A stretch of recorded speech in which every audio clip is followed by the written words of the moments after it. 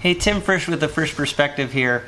We're going to continue our Bible translation series today, and I just want to take a moment to thank all of you who've been watching this series and sharing the videos with others. Please continue to do that, and if you would like to subscribe to my channel, I would really appreciate that. So today we're going to dig into a translation that probably is the translation of all translations when it comes to the English language, and that is the King James Version.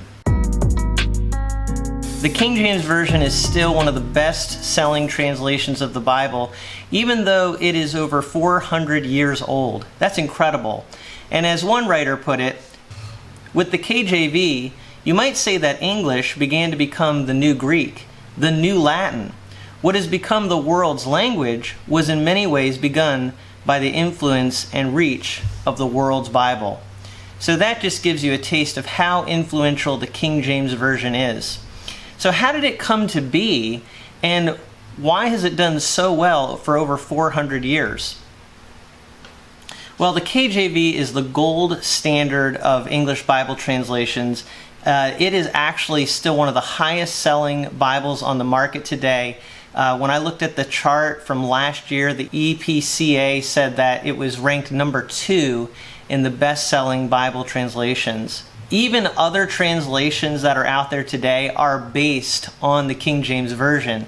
So not only is the King James itself really high in the bestseller charts, but many other translations that are selling well are actually in some way based on the King James Version. That's incredible. So let's look at how it came to be, why it's so popular, and then, as always, I'll look at some downsides of this translation, which are just my opinion. And I have to be really careful giving downsides of the King James because people can be very passionate about their views on the King James. But I do want to just give an honest look at this translation. So how did the King James Bible come to be? Well, it was translated from the original Hebrew and Greek languages. Some people have a misperception that it was translated from Latin, but that is not the case. The Latin influenced the King James translation, but it was translated from the original Hebrew and Greek.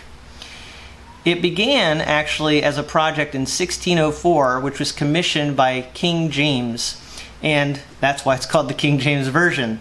Now, King James had been King of Scotland in the late 1500s, and he became also King of Ireland and England in 1603. And then in 1604, he had a Hampton Court Conference, which included bishops of the Church of England as well as Puritans. And the Puritans were much more the kind of Christians who wanted to make sure that we were being biblical and getting back to the roots of our faith.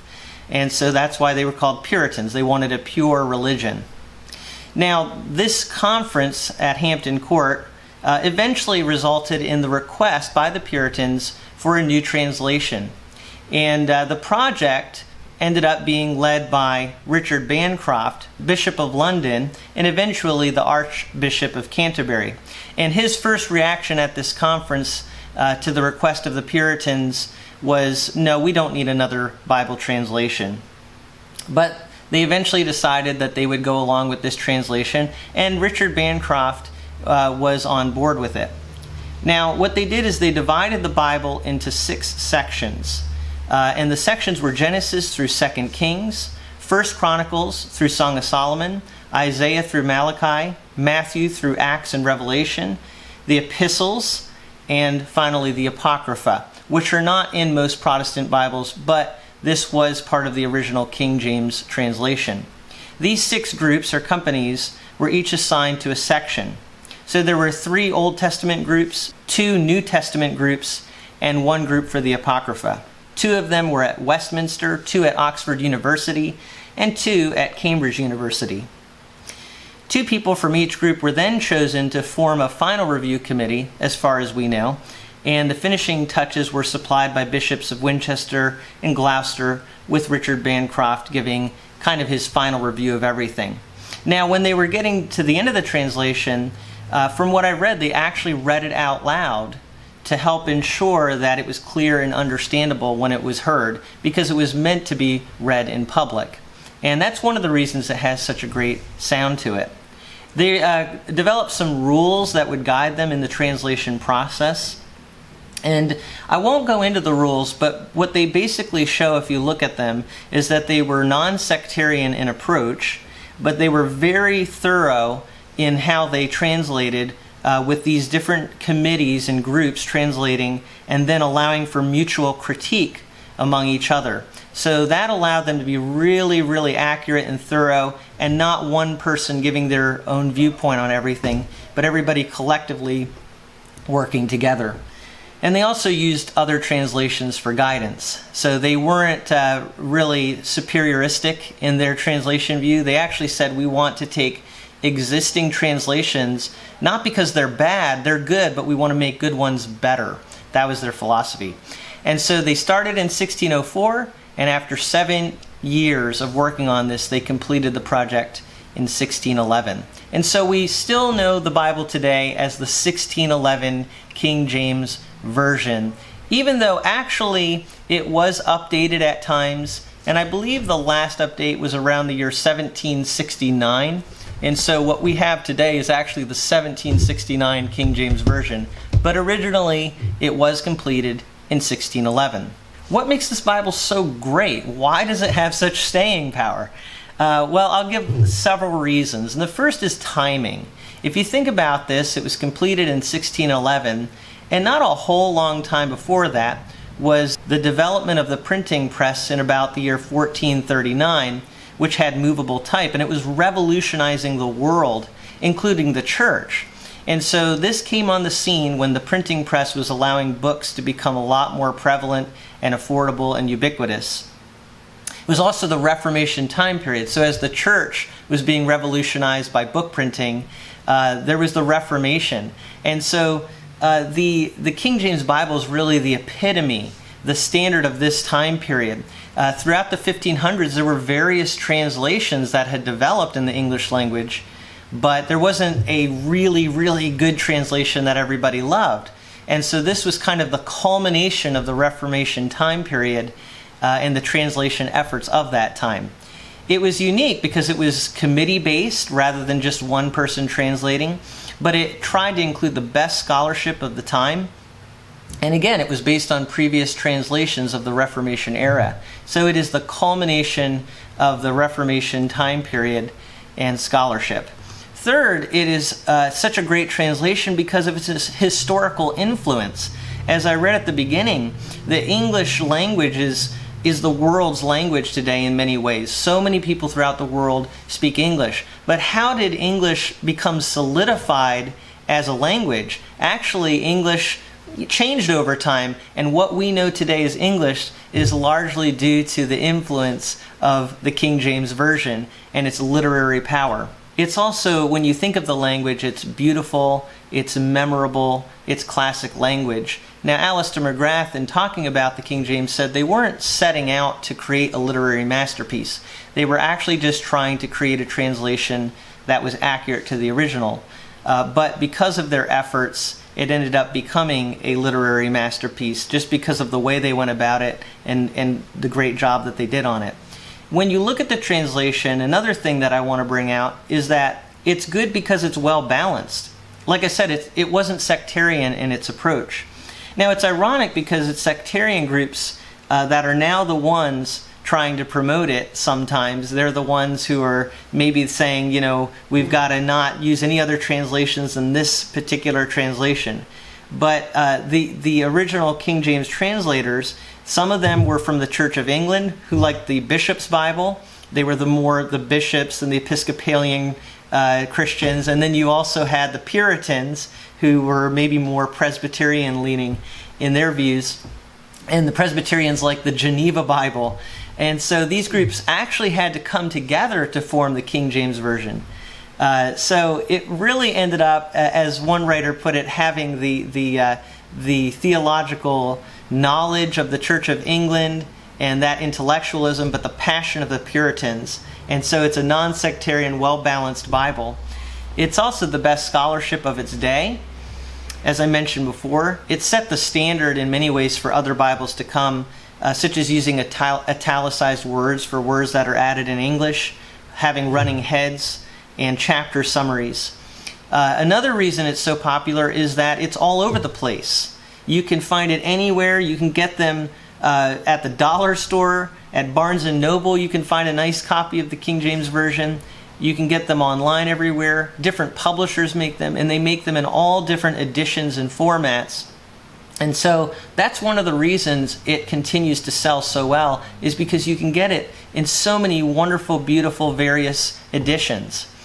And finally, it's popular because it's been around for so long and has been influential for so long, for over 400 years. Now, if that doesn't tell you what an amazing translation this is, nothing will. It is an incredible translation. However, it does have some downsides today that I want to bring out. And the first one is kind of obvious. After 400 years, it can be kind of hard to understand for people today. And I do think if you get the average person trying to read the King James Version, they will tell you it's not the easiest translation to understand. And even if you think you understand it, it's easily misunderstood. So what I'm trying to say here is that there are certain words in the King James that you think you understand, but then when you actually find out the definition from that time period, you realize the definition of the word has changed.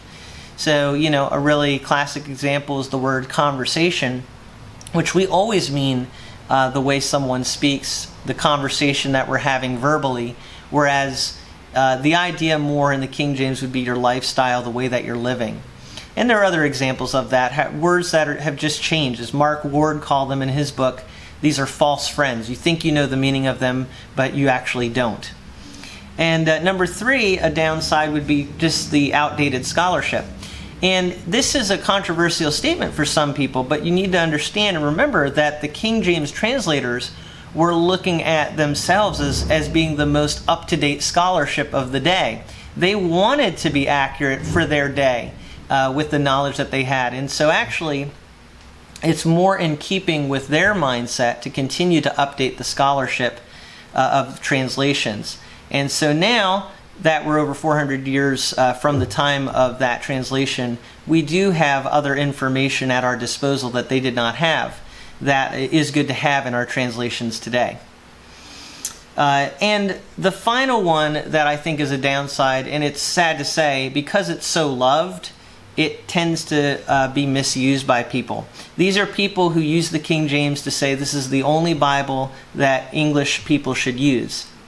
And I think in some ways they think it's more spiritual, certainly because of its history, but also just because of the sound of the English itself. It just kind of has a spiritual sound to it in people's minds. But what you need to remember historically is that the Catholic Church, at the time that the King James was translated, venerated the Latin translation, the Vulgate, which had been around for over 1,000 years.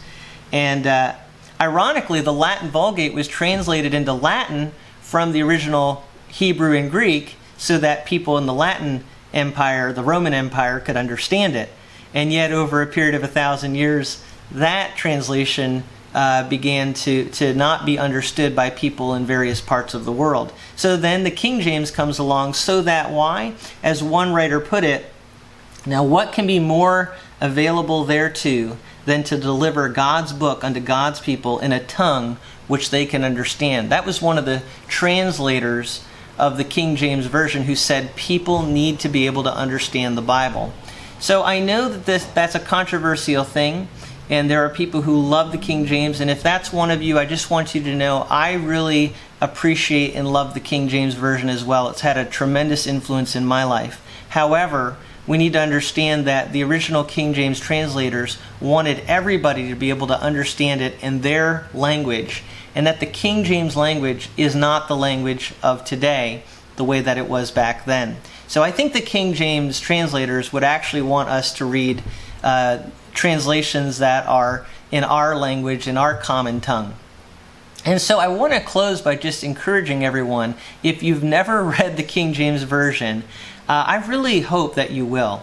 I hope you'll at least read some of it, but it would be awesome if you would take the time, maybe over a period of a year, to read the King James Version. Maybe you've read some other translations of the Bible, but at some point in your life, you ought to read through the King James Version. Now, if that's a little too hard for you, the language is too hard to understand, maybe get a New King James Version which has a lot of similarity, and read that. There's also a King James 21st Century, which is basically the King James Version, but with more modern punctuation. So that might be something that would help you as well. But I think for a lot of people, it's very doable just to pick up a copy of the King James Version, as long as the print is readable, and read through the entire King James Bible. So that's my little overview, background, and thoughts on the King James Version. I thank you so much for watching this episode from a Frisch perspective.